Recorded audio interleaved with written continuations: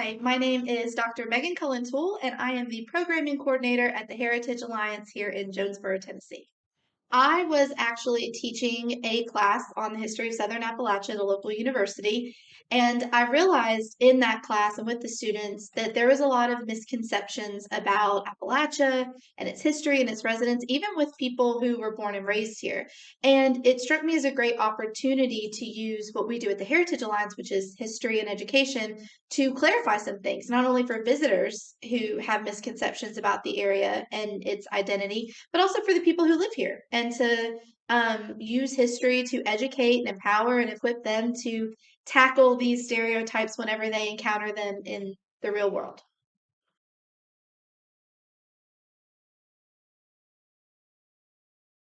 For this exhibit, I relied really heavily on primary source research. So there's been a lot of discussion and dialogue and interpretation about Appalachian history and contemporary life recently. And I wanted to do something that offered an original perspective and an original approach.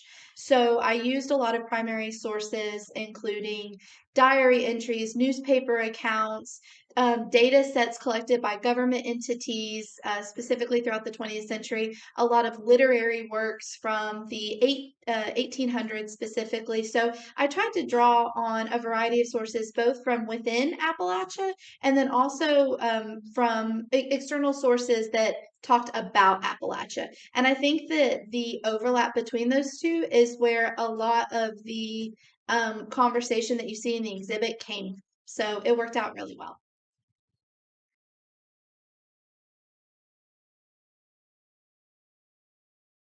There were a lot of really interesting facts that came out of my research for this exhibit. For me personally, the most fascinating aspect of this was actually the literacy rates and the relationship that Appalachians have to literature in particular. That was really neat. I especially liked learning about the mobile book librarians of the Great Depression.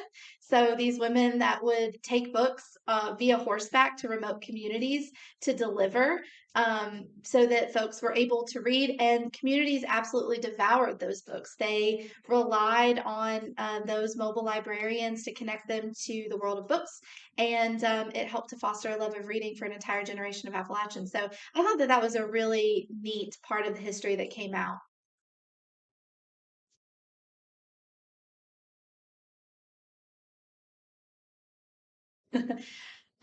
There are plenty.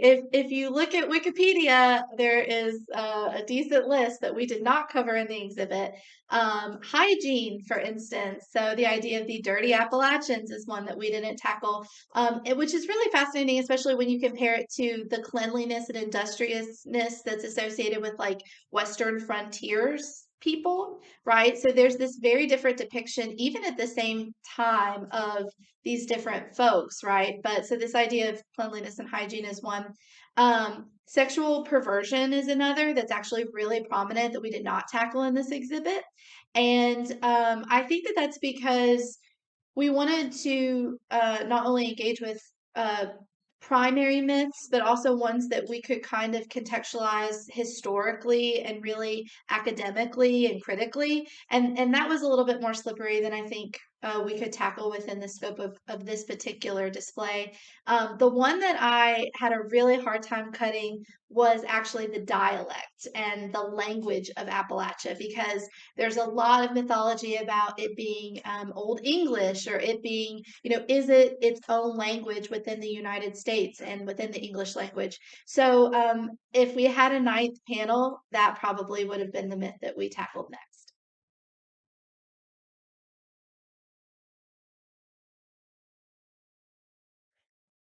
So we were fortunate to have a lot of space to work with, and like all things with exhibit design, I think that you're balancing three things, which is narrative, visuals, and visual aesthetic, right? So color, etc.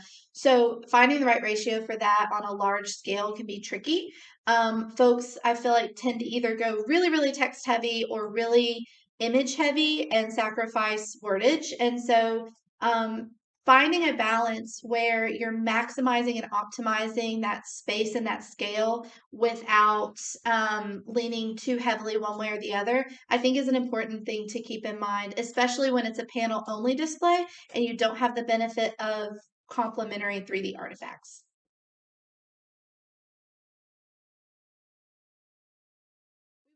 Especially like to thank Humanities Tennessee for their support of this exhibit. The Heritage Alliance was the fortunate recipient of a SHARP grant, which made this exhibit possible. So we're incredibly grateful for Humanities Tennessee and their support.